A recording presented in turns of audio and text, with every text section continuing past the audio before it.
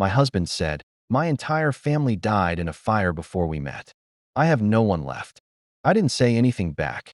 I looked at the man standing in our doorway. Same jaw, same eyes, same slight scar above the left eyebrow. And I felt no anger, no pain. One thought came to my mind. He's been lying since the day we met. I almost smiled, but didn't show it. I said, "Come in." Then I went to the kitchen and put the kettle on.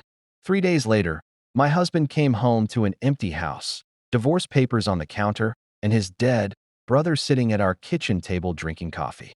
Okay, so let me back up, because if I just jump straight to the man at the door moment, you won't understand why it hit me the way it did. Marcus and I met 6 years ago at a work conference in Denver.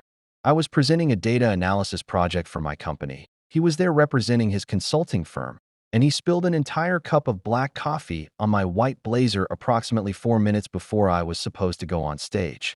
I kid you not. For minutes. And instead of apologizing like a normal person, he looked at the stain, looked at me, and said, "Well, at least now they'll remember you." I should have walked away. I know that now. Past me was such an idiot. But I laughed, because it was actually funny. And he gave me his jacket, this perfectly fitted navy blazer that smelled like cedar and something warm, and I wore it on stage and got the best reception of my career, and by the time I gave it back to him that evening at the hotel bar, we'd been talking for 3 hours. We were married 11 months later. And for a while, you guys, it was good. Genuinely good. The kind of good where you think you got lucky, where you look at your life and feel this embarrassing swell of gratitude for how things turned out. Marcus was attentive in that specific way that feels like being chosen. He remembered that I hate cilantro and that I get irrationally upset when people don't use turn signals. He called my mom on her birthday before I reminded him. He made coffee every morning and left it on my side of the counter with exactly the right amount of cream. The red flags were there. They were always there. I just mistook them for personality quirks, because isn't that what we do? Like the way he'd go completely silent for days sometimes. Not upset silent, just absent. Like he'd step behind glass. I learned not to push. He'd told me early on that he had trauma around his family, his parents, his younger brother, all gone in a house fire when he was 22. And I gave him the grace you give someone who's been through something unimaginable. "I don't like talking about them," he said once, when I gently asked if we could visit wherever they were buried. "It keeps me stuck." I nodded. I said okay. I never brought it up again. That was my first mistake. Not the last. There were other things. The way his phone was always face down. The way certain calls made him leave the room. The weekend work trips that happened 4-5 times a year, always to cities that were never quite specific, Chicago area, somewhere outside Seattle. I asked once, playfully, if he was secretly a spy, and he laughed and kissed me and said something like that. I filed it under he's a private person and moved on. I also filed under he's a private person. The locked drawer in his home office that I'd never been offered a key to. The fact that in 6 years I had never met a single person from his life before me. The way he'd sometimes say things like, "People like us don't get to have a full history, we just get to have now." Romantic, poetic, absolutely unhinged in retrospect. The thing that should have broken through was the money situation 18 months ago. I discovered, somewhat accidentally, that Marcus had a second account I didn't know about. I wasn't snooping. I was looking for a receipt he'd asked me to find in his email, and I saw a bank notification for an account at a different institution. The balance, in that half second before I looked away, was $47,000. I brought it up that night. Calmly. I thought I was calm. He explained it was a personal savings account he'd set up before we got married. Money he'd inherited from a work colleague who'd passed, and he just hadn't merged it because it felt like it would jinx it somehow. Survivor's guilt, he said, from losing everyone. And I believed him. Because what kind of person lies about dead family members? I want you to really sit with that question for a second before I tell you what happened on a Tuesday morning in October when I opened our front door in my pajamas expecting the Amazon package I'd been tracking and instead found a man who had my husband's face. He was maybe 45, olive skin, dark hair going silver at the temples. Same jaw as Marcus, same slight forward tilt when he stood, like he was always about to say something important. There was a scar above his left eyebrow, identical to the one Marcus had told me he got falling off a bike at age 9. He looked at me. I looked at him. He said, "Is Marcus home?" "I'm his brother, Daniel." And the world didn't spin or go dark or do any of the dramatic things you'd expect. It just stilled, like someone had pressed pause on the simulation. I said, "Marcus is at work." He said, "Right. Of course.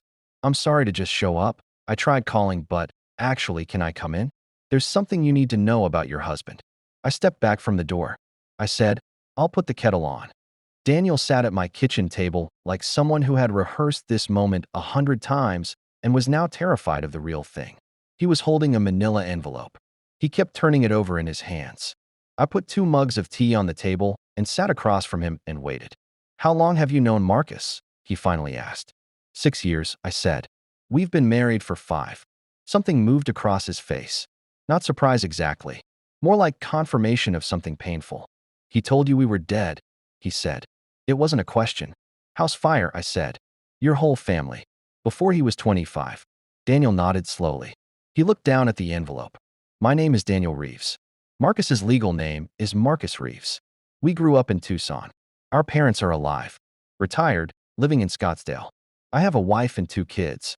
Marcus has been to my daughter's birthday parties. The last one was 8 months ago." I picked up my mug. I put it down. "8 months ago he was in Chicago," I said. "For work." "He was in Phoenix," Daniel said. "He comes a few times a year. Always has some story for you, I assume." "You guys." I nearly choked on my own breath. "Why are you here now?" I asked. My voice was incredibly steady, which surprised me. "Why tell me it all?" And this is where Daniel did something I didn't expect. He looked genuinely ashamed. "Because I've been covering for him for 5 years," he said. "He told us you knew. That you'd agreed to some kind of arrangement because of your jobs, that you both valued privacy, that you decided to keep your lives separate by design.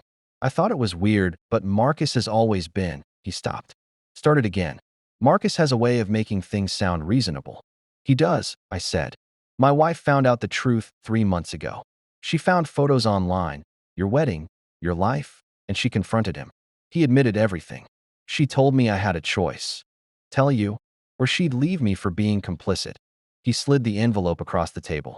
"She was right. I should have come sooner. I'm sorry." Inside the envelope. Photos. Marcus at what was clearly a family Christmas. Marcus holding a baby, Daniel's youngest, born 2 years into our marriage. Marcus at what looked like a graduation party, arm around a man who had to be their father, same angular features, same dark eyes. And receipts.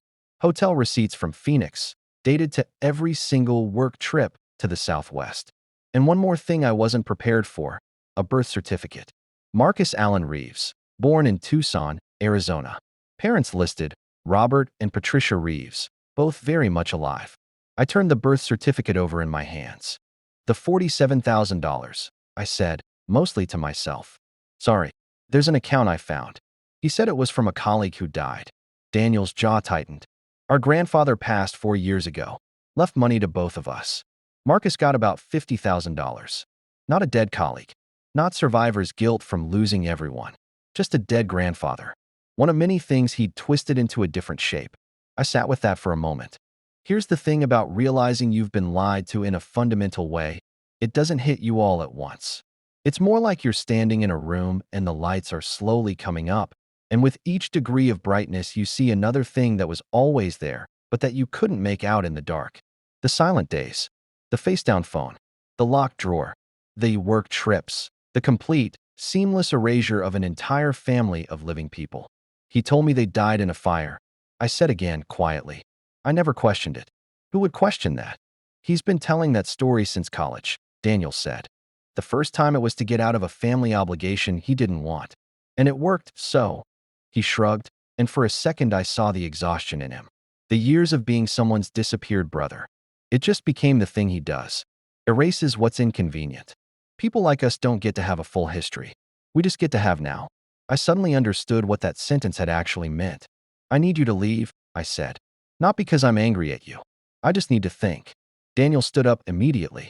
He left the envelope. At the door, he paused. "My wife's name is Kara," he said. "She wanted me to give you her number. She said," and I'm quoting, "tell her she's not crazy. She's just married to a very talented liar." I took the number. I closed the door. I sat back down at the kitchen table, and I did not move for 45 minutes. Then I cried.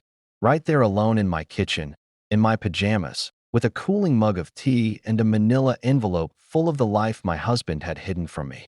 Not pretty crying. The ugly, gasping kind that leaves you wrung out and somehow lighter afterward, like you've purged something. I let myself have 20 minutes of it. Then I washed my face. I made more tea. I called my lawyer. And I started making a plan. I want to be clear about something. I am not a dramatic person by nature. I don't make scenes. I don't send paragraphs. I don't perform my emotions for an audience. But I am extremely thorough when I decide to do something. I spent 3 days quietly gathering what I needed. I made copies of everything in Daniel's envelope. I met with my lawyer, who was magnificent, a small, precise woman named Helen who said, "Oh, this is interesting," when I laid everything out, in the tone of someone who genuinely meant it. I called Kara, Daniel's wife, and we talked for 2 hours. She cried a little. I didn't anymore. I'd used up my crying supply. I also, in a moment that was petty, and I will fully own this, went into Marcus's home office with a spare key I'd found years ago and never mentioned, because I am also someone who prepares, and I opened the locked drawer. Inside, a burner phone, a folder of what appeared to be investment documents with an address I didn't recognize, and a birthday card signed "Love Always, Mom." His dead mother, whose handwriting was very much alive and looping and dotted her eyes with little circles. Petty to look? Maybe. Satisfying? Absolutely.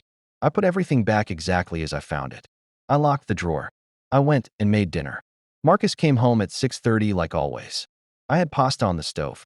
I was wearing the green dress he'd once said made me look a little much for a casual Friday, the one his work friend had later called stunning. I'd been saving it.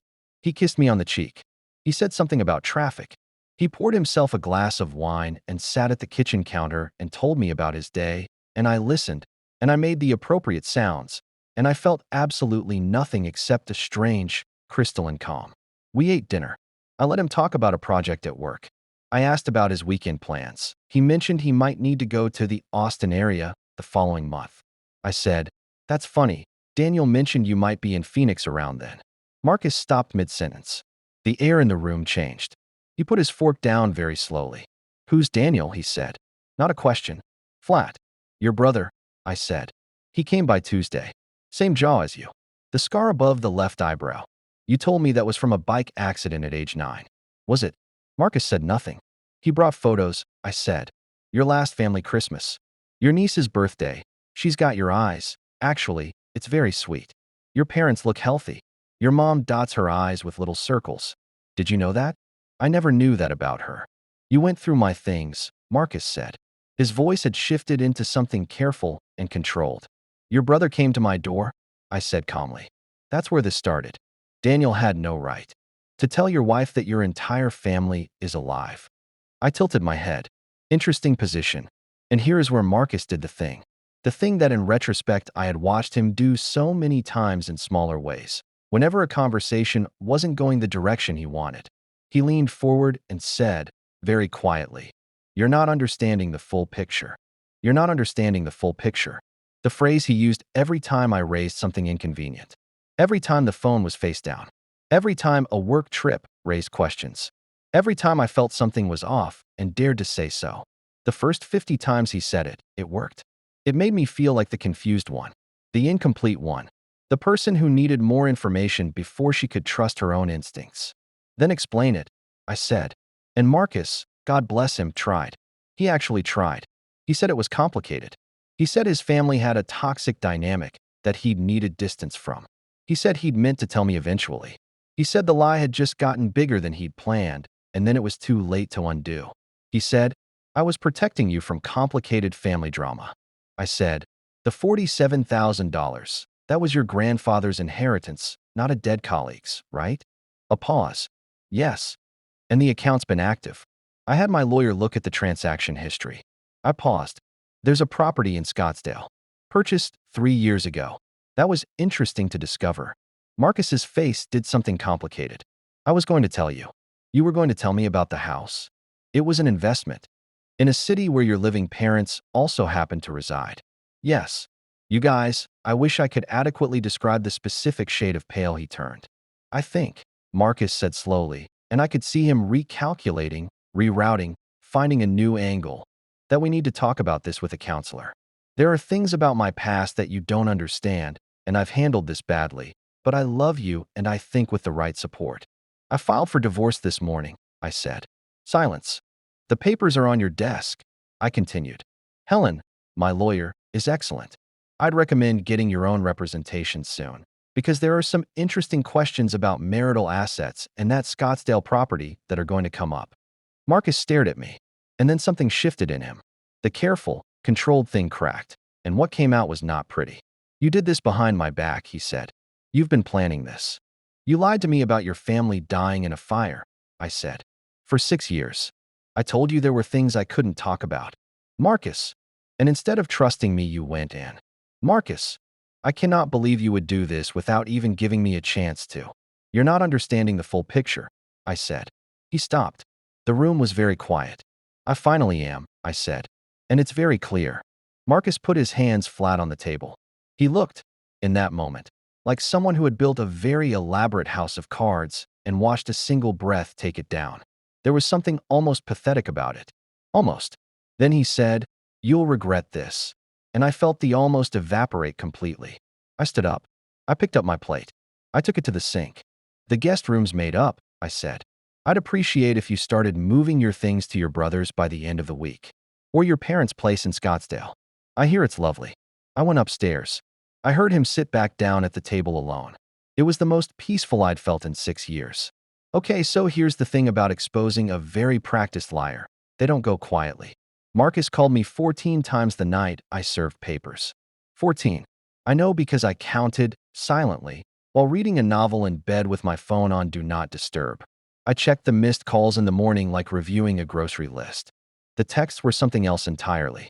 I'm not going to quote them at length because honestly they were more sad than anything.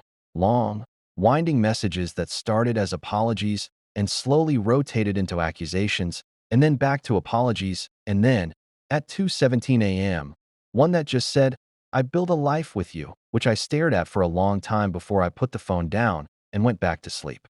He posted something vague on social media about navigating a painful personal situation with Grace, which, first of all, Grace, and second of all, his college friends immediately started texting him things like, "Wait, didn't you say your wife was controlling?"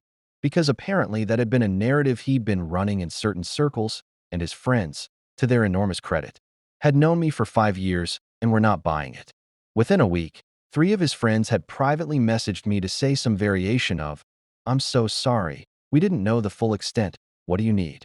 Kara, Daniel's wife, became unexpectedly one of my favorite people. She texted me the morning after the confrontation just to say, "How are you doing?" with no agenda attached. And we ended up meeting for coffee and talking for 3 hours. And she is funny and sharp and furious on my behalf in a way that felt like being wrapped in a warm blanket. "Marcus told Daniel for years that you were difficult," she said, "over the best latte I'd had in months. That you were emotionally demanding. That he was managing your anxiety." She shook her head. And Daniel believed him because Marcus has been doing this since childhood, reframing reality until everyone around him adjusts their perception. "How did you know?" I asked. "That he was doing it to me, I mean." "Because he started doing it to Daniel," she said. Subtle things. Rewriting conversations they'd had. Acting like things Daniel remembered clearly hadn't happened. And I've seen that pattern before in my own family, and I told Daniel, "I'm not watching this again." She saved me, honestly. Not in a dramatic way, but in the way that someone bearing witness saves you, by saying yes, that was real, you are not imagining it. The divorce took 7 months. The Scottsdale property was the interesting part, legally. Marcus had used a portion of marital funds in the purchase, which Helen, my magnificent precise lawyer, pursued with the intensity of someone who had found a very satisfying puzzle. We reached a settlement that was not everything I might have hoped for, but was fair, and I was done. I'm going to be honest with you about the part that isn't satisfying, because I think you deserve the real version and not the cleaned up one.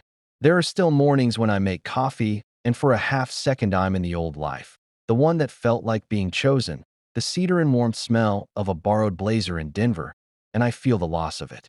Not Marcus exactly, the loss of who I thought he was. The loss of the version of my life I thought I was living. That part doesn't have a tidy resolution. I don't think it's supposed to. But here's what's also true. I redid my kitchen. The color Marcus had said was a bit much turned out to be exactly right. A warm terracotta that makes the whole room feel like late afternoon light. I have a plant now, an enormous fiddle leaf fig that I water every Sunday, and that Marcus would have called a waste of space. I call my mom more. I took a trip to Portugal that I'd always wanted to take, and that we'd always postponed. I wore the green dress on a Tuesday for no reason. I had lunch with Daniel and Cara and their kids last month, which is strange and also not strange at all. His daughter does have Marcus's eyes.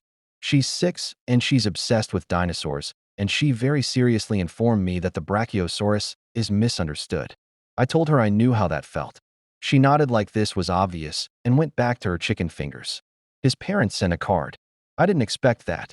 Robert and Patricia, whose son erased them for convenience, who existed for 6 years only as names on a death certificate that was never real. The card said, "We are so sorry. None of this was your fault. You deserved the truth from the beginning." I cried a little reading it.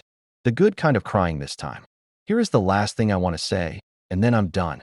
Marcus texted me once, about 4 months after the divorce was finalized. Just one message. It said, "I hope you know I did love you." That part was real. I read it. I thought about the locked drawer, the 14 missed calls, the story about a fire that never happened. I thought about you're not understanding the full picture. I thought about a man showing up at my door with my husband's face and a manila envelope full of the truth. I typed back, "I know you believe that." And then I put my phone in my pocket and went to water my plant. The fiddle leaf fig is doing great, by the way. Thriving, actually. Turns out some things just need a little more light.